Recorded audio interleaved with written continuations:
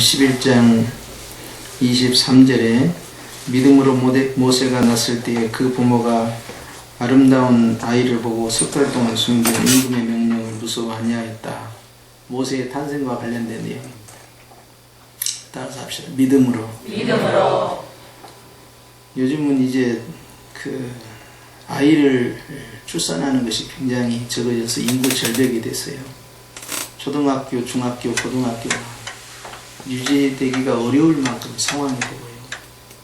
지금 교육부에서 2030 계획을 전에 발표를 했었는데 전국에 있는 대학 100개 교를 폐교시키겠다라는 목표를 세웠어요. 굉장히 심각한 문제죠. 저희 때만 해도 들어가려는 대학보다 수험생이 많아서 몇 대 몇으로 해서 굉장히 치열했잖아요. 지금은 대학에 사람이 없어요. 지방의 남원에 있는 서남대라고 그 대학 같은 경우는 모집이 안 돼가지고 폐교가 됐는데, 서남대는 독특하게도 의대가 있어요. 의대가 있는데도 다른 학과가 미치지 못하니까 결국 폐교 절차를 밟은 거예요. 그래서 남원이 아주 굉장히 경제적으로 큰 타격을 받고 있지 않습니까? 그런데 지금 총신대를 비롯한 전국에 있는 신학교 같은 경우도, 신학대학들도 총신대는 이제 계획주의 신학으로는 세계에서 최대 교회 학교예요. 굉장히 크잖아요. 한국에서도 물론 넘버원이고. 그런데 아마 총신대도 2, 3년 후부터는 믿어야 될 것이다. 이런 전망입니다. 이게 이제 목사님 되겠다는 사람이 별로 많지가 않아요. 전에는 선교사로 가는 사람도 많았고 개척교회 하는 그러한 사명자도 많은데 지금은 개척도 별로 안 하려고 하고요. 신학 자체를 안 하려고 그래요. 이제는 힘드니까. 옛날하고 달라요. 우리 삼각산 가서 불 받고 뭐 청계산에서 철학기도 하고 그 시대 생각하시면 안 됩니다. 이제 저 사당동 저기가 저녁마다 그 뒷산이 부르짖는 기도산이 아니에요. 이제는 아무도 안 올라가요. 운동하는 사람만 갑니다. 그렇게 됐어요. 바뀌었어요. 이제 우리 자녀들 세대와 우리하고는 너무나 다른 문화 속에 살고 있고요. 장신대 같은 경우도 금년에 겨우 정원을 채웠지만 저 곧 무너집니다. 그 외에 다른 기타 신학대학들은요 미달이에요. 추가 모집을 해도 미달이고요. 그리고 지방에 있는 신학교들은요 전혀 속수무책입니다. 교회 안에 주일학교가 사라지고요, 유아세례가 사라지고 있고요, 세례가 사라지고 있어요. 줄 사람이 없는 거죠. 전도에서 세례받는 케이스는 굉장히 드물어지고요, 자연적인 성도들의 자녀들이 성장해서 세례받는 것만 조금 남아있을 뿐이에요. 그것도 예전 같지 않습니다. 젊은 사람들이 결혼도 늦게 하지요. 그것이 하나의 사회의 문화가 되어버렸어요. 이젠 그게 흉이 아닙니다. 몇 살입니까? 30입니다. 뭐 앞으로 준비해서 가면 되겠지. 우리 때는 어땠어요? 30 그러면 노총각 노처녀 그랬어요. 시대가 달라져 버렸어요. 그래서 이제는 박정희 정권 때 둘 만나 잘 키우자 하다가 하나 만나서 잘 키우자로 이렇게 하는 시대가 있지 않았어요? 그때는 교회에서 설교할 때 자녀는 하나님이 주신 열매니까 주시는 대로 많이 낳아야 합니다. 그런 설교하기가 어려웠어요. 제가 전사 때 그 설교를 했는데요, 설교를 듣고 나가는 어른들이 전도사님이나 애기 멍땅 낳으시오? 그러고 있어요. 제 위에 누님 두 분이 권사인데 여자가 애 낳는 기계예요? 지금은 그런 말 안 합니다. 어떻게 성경의 절대 가치가 시대적 문화에 따라 다르게 해석될 수가 있나요? 성경으로 문화를 이해를 해야 되는데 문화로 성경을 이해를 한 거예요. 거꾸로. 입맛대로. 이 시대하고 안 맞다는 거죠. 성경이 바뀔 수 있나요? 문화가 바뀌어야 되지 않겠습니까? 기준치가 어디냐가 문제죠. 요즘 애 안 나요.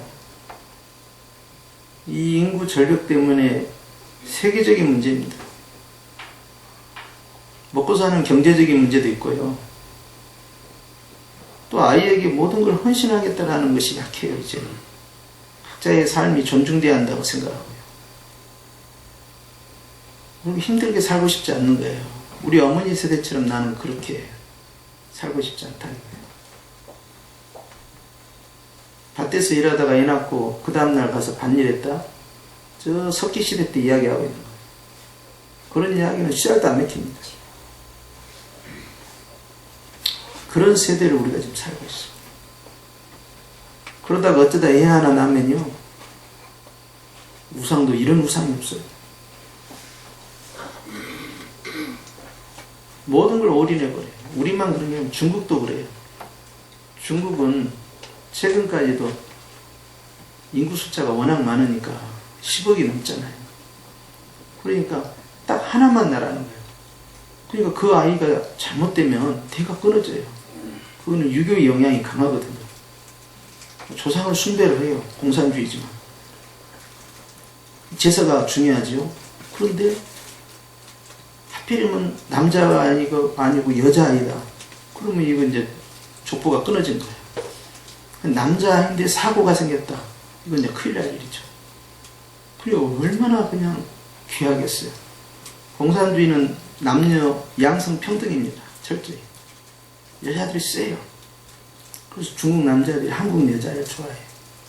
왜냐하면 한국 여자들이 중국 여자들보다 더 세진 않거든.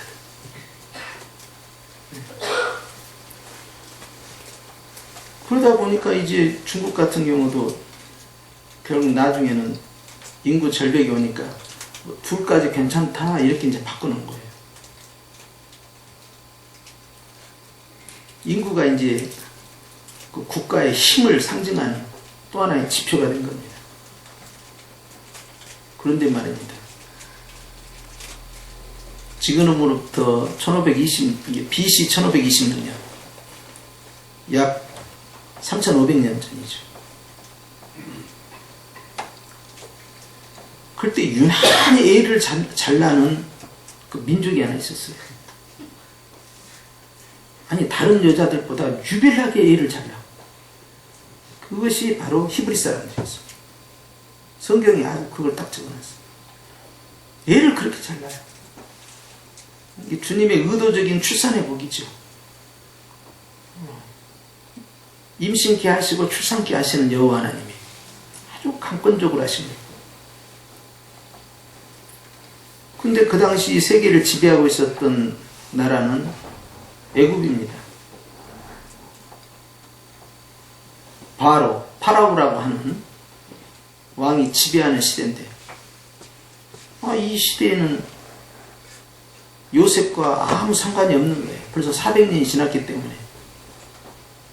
예를 들자면 우리가 임진왜란 때 공을 세운 우리 조상이 있다고 해서 400년이 지나고 나서 여전히 그 밑에서 그 나라에 특별한 대접과 보호를 받으며 살겠냐 하는 거예요. 어림도 없는 이야기죠.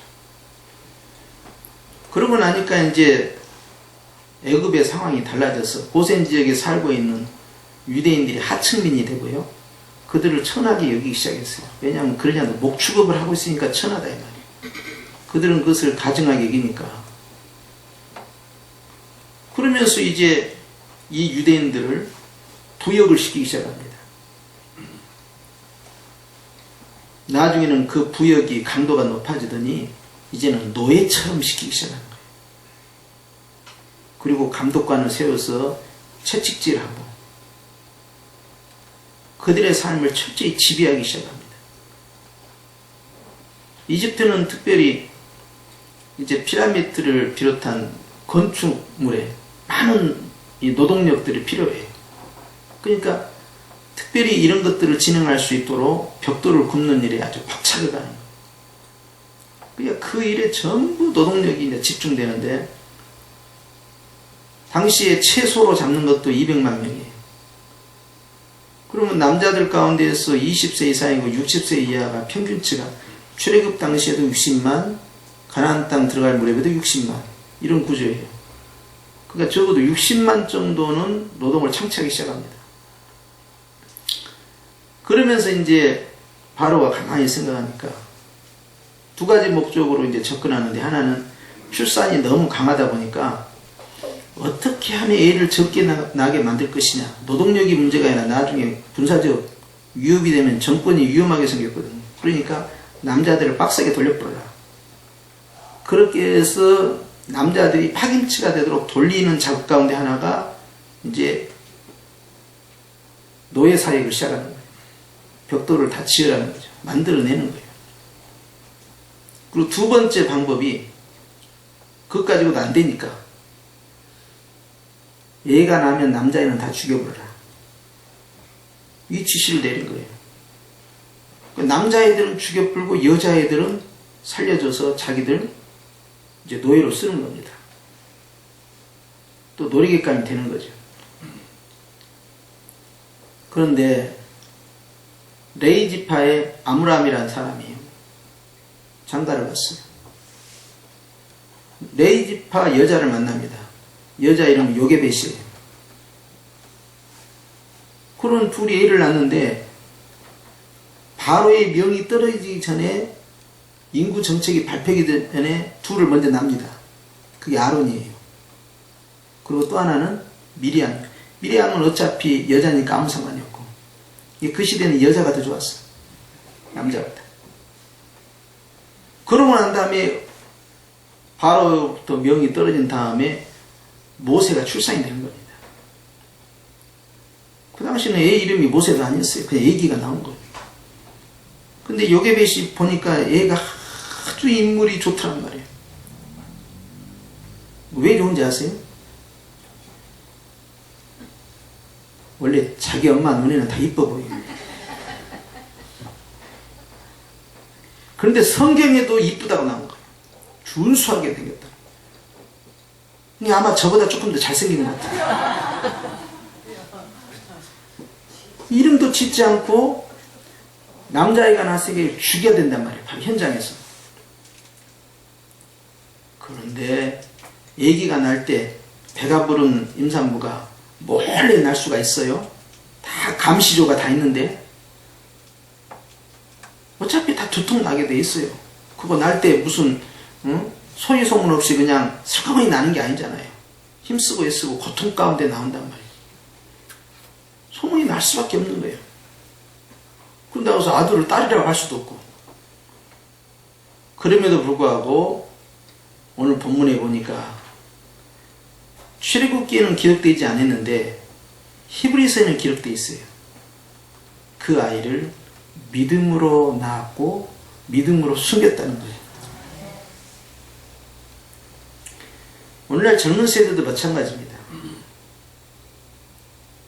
출산이 영적 출산과 육적 출산이 있지만 이 두 가지 다 소중한 거예요. 어떤 분은 나는 선교지에 가니까 육신의 자식이 있으면 영적 자식을 입양하는데 문제가 있고 내가 선교사에 가는데 편애가 생길 수 있다 해가지고 애를 낳지 않겠다 그러고 선교지에 간 분이 있어요. 예비군 훈련장에 가서 뭐 한 거 있죠. 그거 하고 한 거예요. 나중에 풀었어요. 애를 낳습니다. 바울은 스스로 고자가 된 자예요. 그러나 인위적으로 그걸 끊어버리면 안 되죠. 그래가지고는 육신의 자녀가 있으면 영적인 자녀들을 돌보는데 방해가 될 줄 알지만 실상 전혀 그렇지도 않습니다. 그래서 그 사람 마음먹기에 달려있는 거예요. 근데 요즘 애를 안 낳아요. 그러니 주례를 서도 애를 언제 낳을 줄을 모르니 이제 어떻게 하면 좋겠어요? 자, 교회 청년 하나하고 자매하고 결혼했어. 그래서 애를 하나 낳았어. 그럼 교회는 어떻게 됩니까? 2분의 1로 줄어드는 거예요, 교회가. 그렇죠?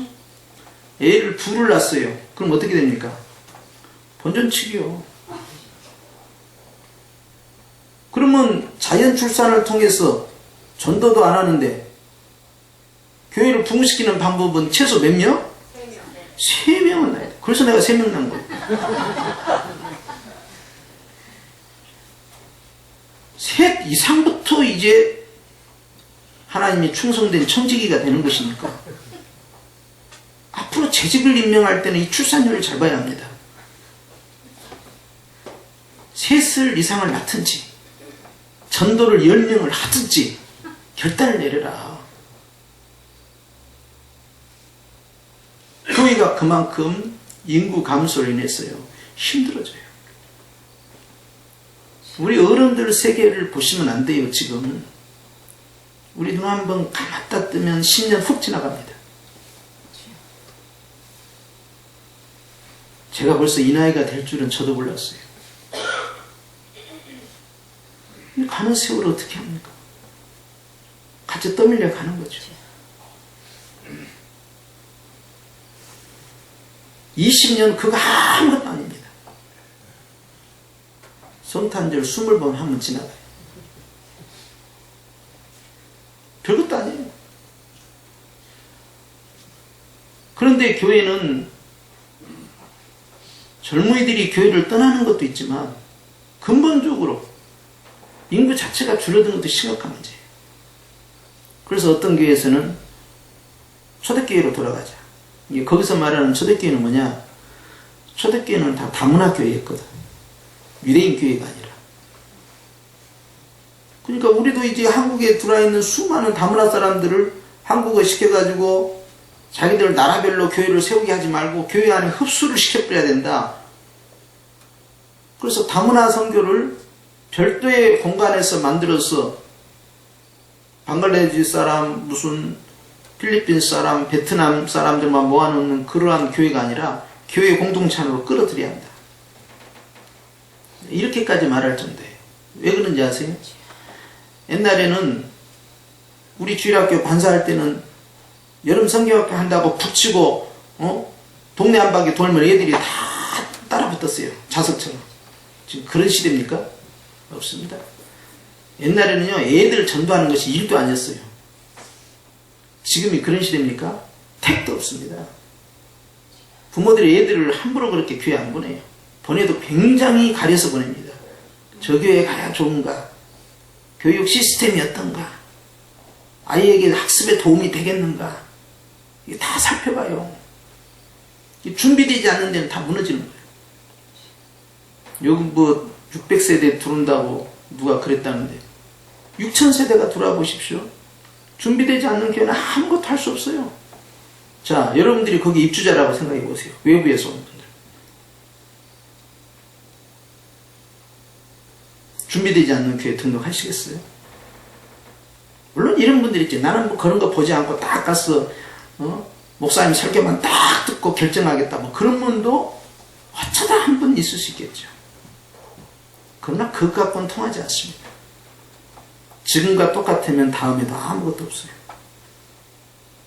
굉장한 위기의식이죠.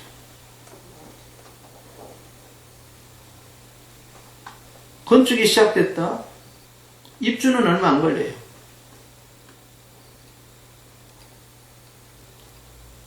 그 사이에 잔치를 준비하고 있지 못하면 우리 어떻게 됩니까? 서울은요 1시간 거리 이상은 다 자기 교회 쫓아가버려요. 대형차 돌려버리면 끝납니다. 새벽 예배요? 새벽 예배만 가까운 게 가요. 거기까지요.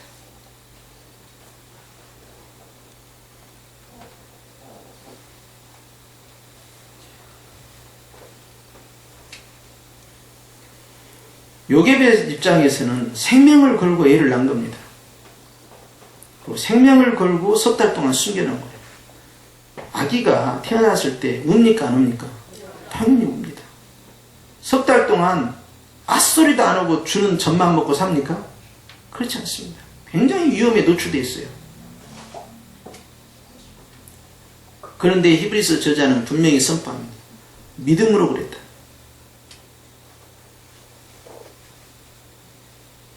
이제 신약시대에 와서 우리는 육신의 출산과 함께 영적 출산을 고민하지 않을 수가 없어요. 왜냐하면 바울이 선포하기를 나는 아비로서 너희를 양육했고 복음으로서 너희를 낳았다 그랬어요.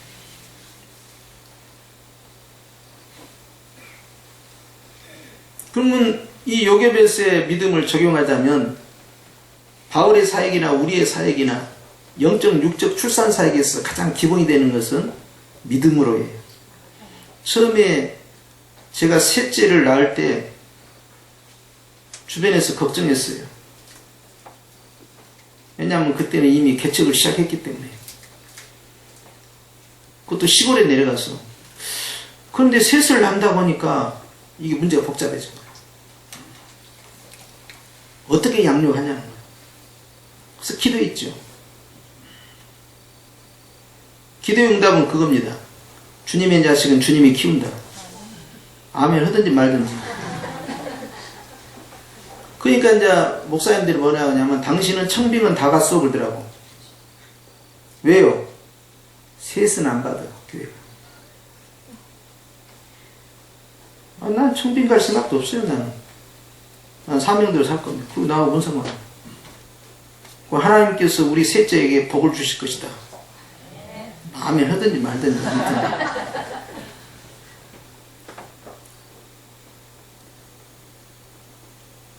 그러니까 셋째가 내가 하나님 앞에 받은 바 기대감이 있고 응답이 있기 때문에 늘 소망을 가지고 있어요. 얘한테. 저게 자기 역할을 크게 할 것이다. 그런 생각. 그래서 계속 주님께 밀어붙이는 거예요. 아이를 주님께 밀어붙인다는 게 아니라 아이의 양육을 주님께 자꾸 민다는 거죠. 저는 책임전가를 자꾸 합니다. 주님께. 제 자식이 아니고 주님 자식입니다. 주님이 키우시랍니다. 저는 좋은 부모가 못 됩니다. 제가 쓰는 비법이에요. 자, 이제 우리가 이 3500년 전 사건을 2000년 전도 아니고 이제 이 시대에 적용을 해야 됩니다.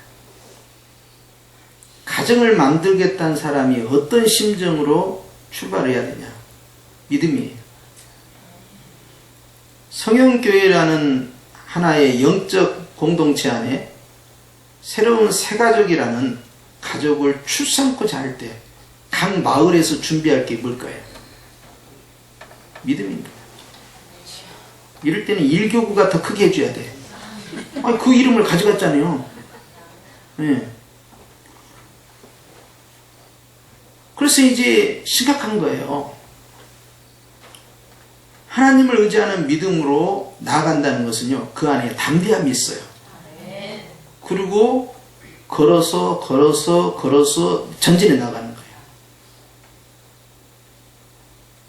걱정이 많으면 출산 못합니다. 내가 잘 키울 수 있을까? 이 시대에 이렇게 많이 나도 괜찮을까? 이제는 아주 국가적인 심각한 문제고, 지금 어느 지방에 있는 마을에서는 자기 마을에서 결혼식을 올리면 500만 원 주겠다고 지금 기사 났어요. 마을에 애들 울음소리가 없어져 버립니다. 그리고 수많은 초등학교들이 폐교가 됩니다. 분교가 되더니 나중에는 그 분교가 사라지는 거죠. 심각한 사회적인 문제고 앞으로도 이것은 지속될 거라고 봐요. 왜냐하면 다른 유럽을 비롯한 선진국들도 그 현상 가운데 다 들어가 있기 때문에. 그리고 전부 이제 고령화 사회입니다. 이제 웬만하면 80 안 넘으면 안 되고요. 이건 사명이야. 이제 이 시대는. 그것도 90 넘어야 뭐 좀 사셨다고 이제 이런 시대가 되고요. 예. 심각하죠. 고령화 시대에 이제 100세 정도 한번 도전해 보겠다 하는 분들이 굉장히 많아요. 아버님이 지금 94세로 소천하셨는데 이제는 그 정도는 이제 아무것도 아닌 시대가 되는 거예요. 그 정도의 이제 문화적 발전이 뒤따라가고 있기 때문에. 자, 그러면 교회는 어떻게 할 거냐?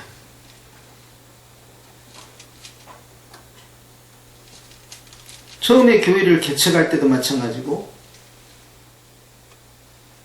선교지에 가서 선교를 시작할 때도 마찬가지입니다. 영적인 출산에 있어서 가장 기본적으로는 얼마만큼 많은 사람들을 출산을 할 것이냐라는 계획을 잡을 거 아닙니까? 우리는 그걸 다른 말로 정착이라고 그래요. 그런데 자신감이 상실된 거예요. 요즘 누가 개척교회 도전을 합니까? 안 합니다. 선교지보다 더 오지로 생각을 해요. 그래서 이제 개척의 사명이 아니고는 끼어들지 말고 이제는 내가 다른 곳에 청빙받지 못하고 내가 다른 선교지에 가지 못하니까 교회를 개척한다. 그런 생각했다면 다 무너지는 거예요. 목회 환경이 그렇다면 성도들은 어떻겠습니까? 각 가정에서는 영적 출산을 떠나서 육적 출산에 있어서도 내가 몇 명의 자녀를 낳겠다라는 계산을 합니다. 국가에서 대학까지 보내준다고 발표를 한다 하더라도 출산을 안 할 상황까지 가버린 거예요. 아직 정부에서는 그것에 대해서 아직 발표를 못하죠. 예산이 너무 많이 듭니다. 근데 이 저출산을 깨려면은 결국 그 정책을 도입할 수밖에 없어요. 국가가 책임져 주겠다. 낳기만 해달라고.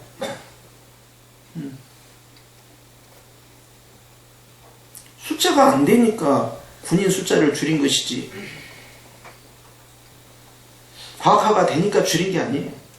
사람이 없어요.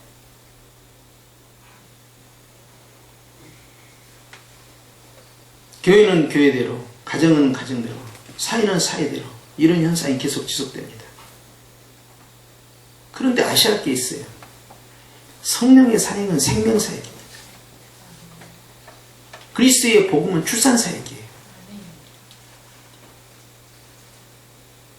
영으로든 육으로든 출산치 아니한 것은요, 창세기 1장에 강조했던 창조 명령 가운데 1장 28절에 생육하고 번성하고 땅에 충만하라, 이것과 딱 부딪혀요. 영적 출산도 마찬가지죠. 땅 끝까지 이르러 내 증인이 되어라. 이것과 부딪히게 되는 거죠. 문화명령, 창조명령이든 간에 선교명령, 지상명령이든 간에 육적이든 영적이든 동일한 것은 출산하라는 거예요. 교회가 생각을 바꿔야 합니다. 세상의 가치관을 아이들에게 심어줘서는 안 돼요. 크리스찬 부모들은 30년 전에도 애 낳아야 됩니다. 그걸 비웃었던 사람들 이제는 어떻게 할 거예요? 또 비웃을 거예요? 그러면 그런 논리로 하자면 1%에 해당되는 부자들은요, 자식을 한 10명 이상 낳아야지. 돈이 많으니까. 안 낳아요, 그렇게. 이 심각한 병폐입니다. 우리 크리스찬들은요, 예수님 믿는 사람들은요, 영육가에 막 낳아야 돼요. 그리고 부모들이 그렇게 자녀들에게 가르쳐야 되고요. 이미 컸을 때는 늦어요. 초등학교 때부터 꼬셔야 됩니다.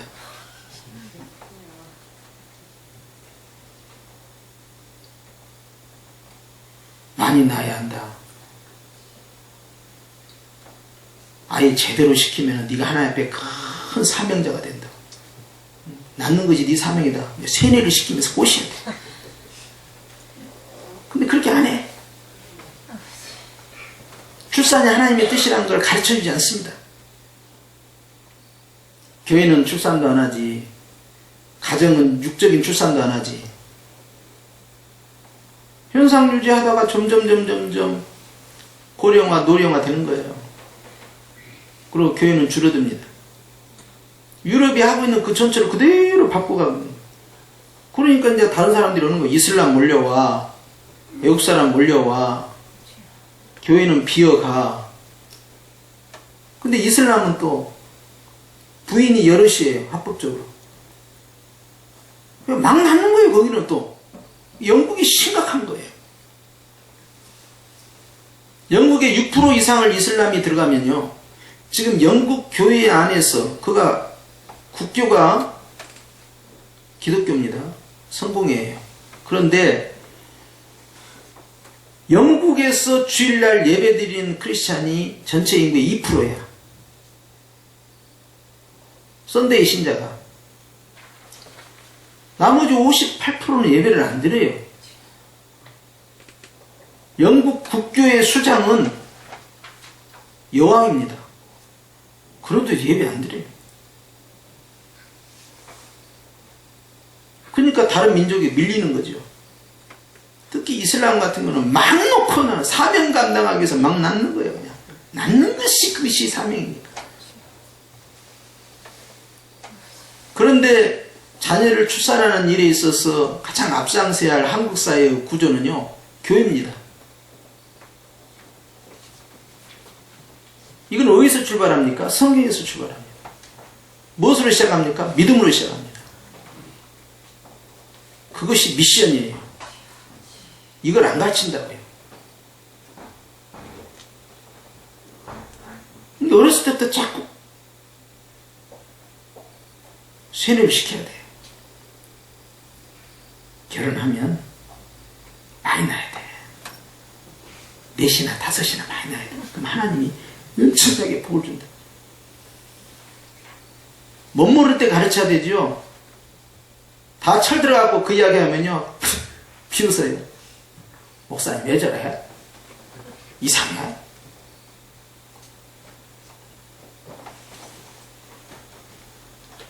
자녀나 손주들에게 어떻게 가르치시렵니까? 더 힘들게 살지 말고 딱 하나만 다 풀어. 얼마나 가르치기 힘든데 니들도 먹고 살기 힘든데 뭐 이렇게 많이 난다냐. 여기에 비해서 믿음으로 낳네요. 죽음을 불사하고.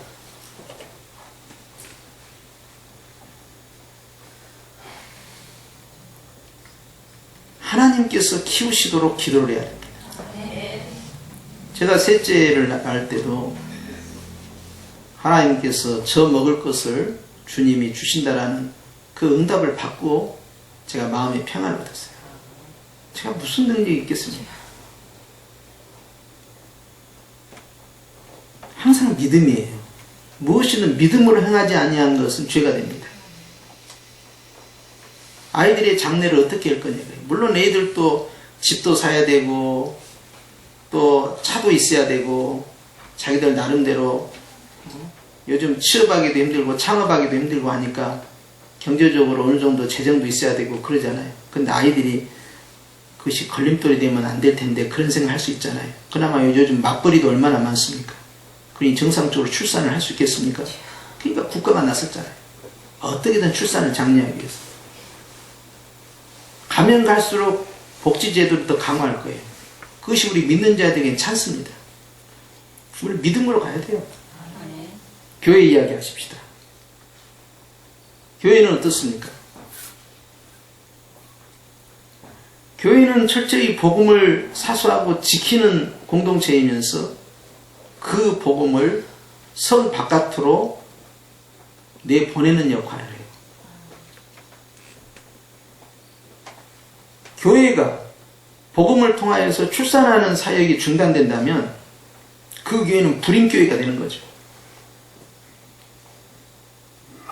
교회의 목적이 단순히 예배드리고 사랑을 나누는 데서 끝나지 않습니다. 그것은 필수 요건이지 충분 요건이 아니에요.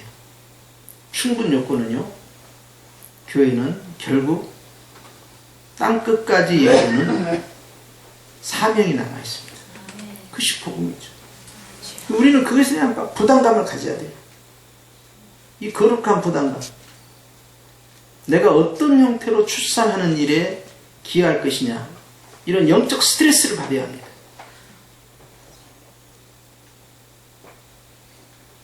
이번에 6명의 전도팀이 딱 출발해서 전사님이 보고하면서 목사님 전도지도 필요하고요. 재정지원도 필요하고 예산 확보해 주셔야 되고요.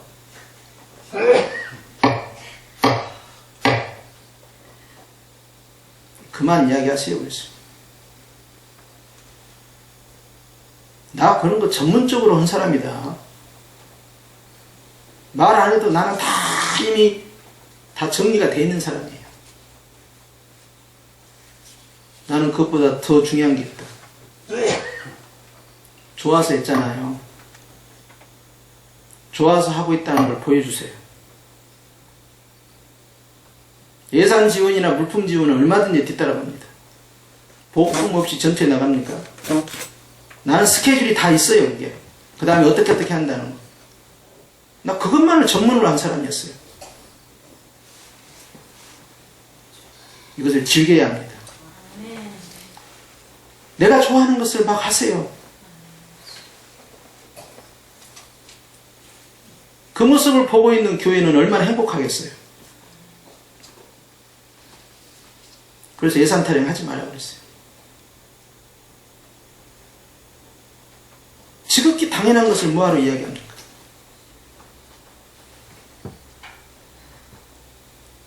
현장에 나가서 복음을 전파하겠다고 전투적 사역으로 나가고 있는데 그걸 지원하지 않는 교회가 어디가 있겠어요? 오히려 그것을 격려하고 장려하는데요. 그런데 중요한 건 뭔지 아세요? 그 일을 하고 있는 사람들이 좋아서 해야 돼요.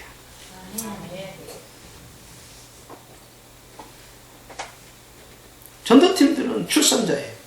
이번에도 금년에 연세 많으신 분들 중심으로 해서 벌써 100가정이 계속 등록을 했지 않습니까? 전혀 예상하지 못한 것이죠. 너무 감사해요. 이런 일들이 계속해서 교회 안에서 선순환이 형성돼야만이 교회가 활력이 일어납니다. 매주마다 새로운 얼굴을 보고 싶지 않으세요? 그렇습니다. 가정에서 아이가 출산되면 얼마나 기뻐합니까? 하늘에서는 얼마나 기뻐하실까요? 바로 교회의 기쁨이 또 거기에 있는 겁니다.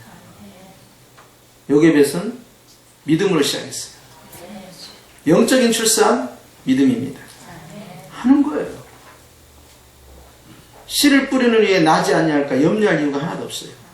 왜냐하면 뿌리는 행위 자체가 하나님 앞에 상급되니까.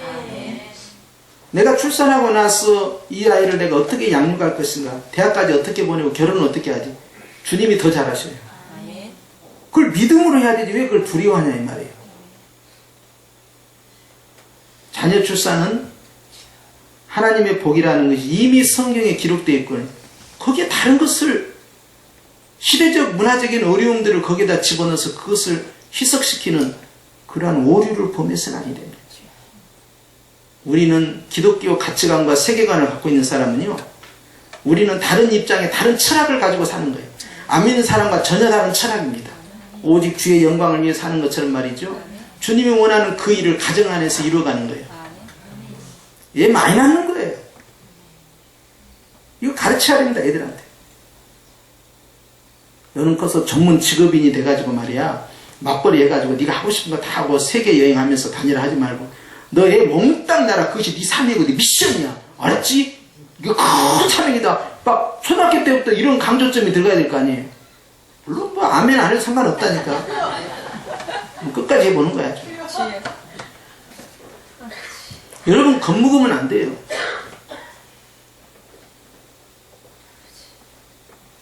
부천에 있는 아는 목사님이 이번에 신문에 나왔어요. 국민일보도 나오고 총회 신문에 나오고.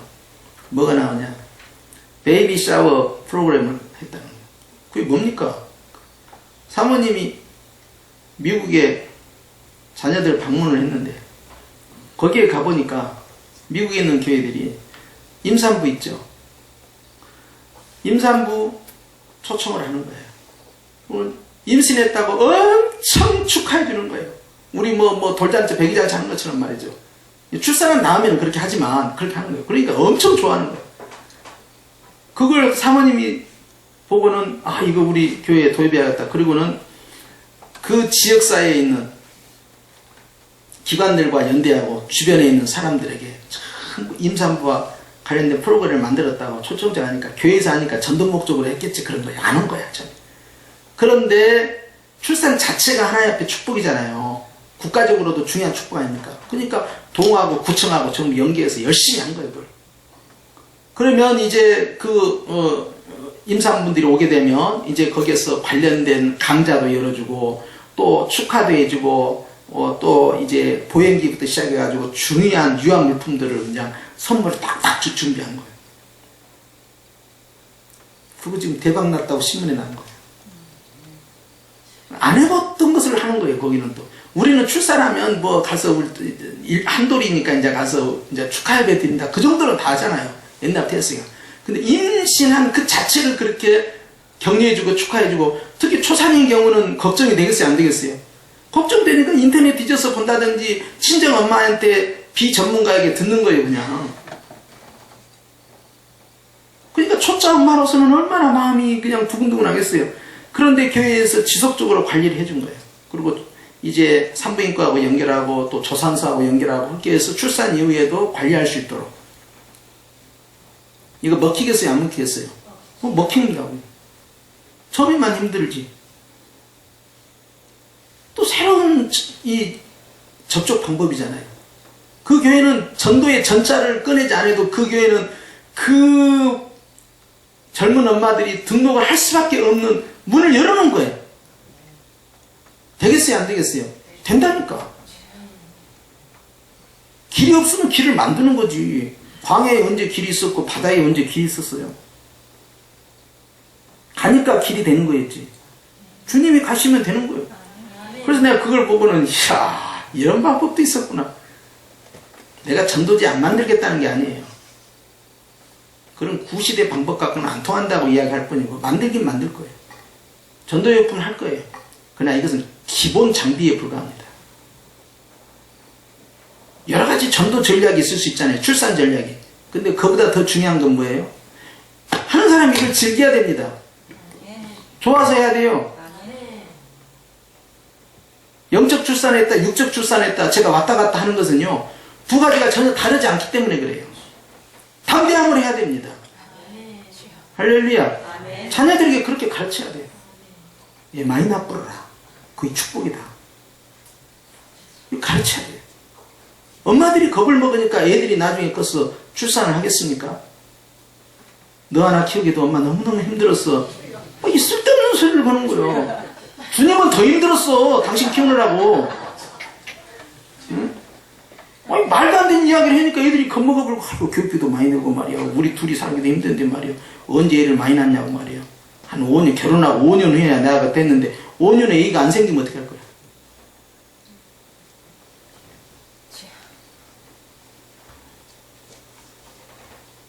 담대합시다. 영적 육적 출산 앞에서 믿음으로 담대해지면 영육간의 복을 받을 줄 믿습니다. 그것이 바로 모세의 출산이었어요. 기도하십시다. 하나님 아버지,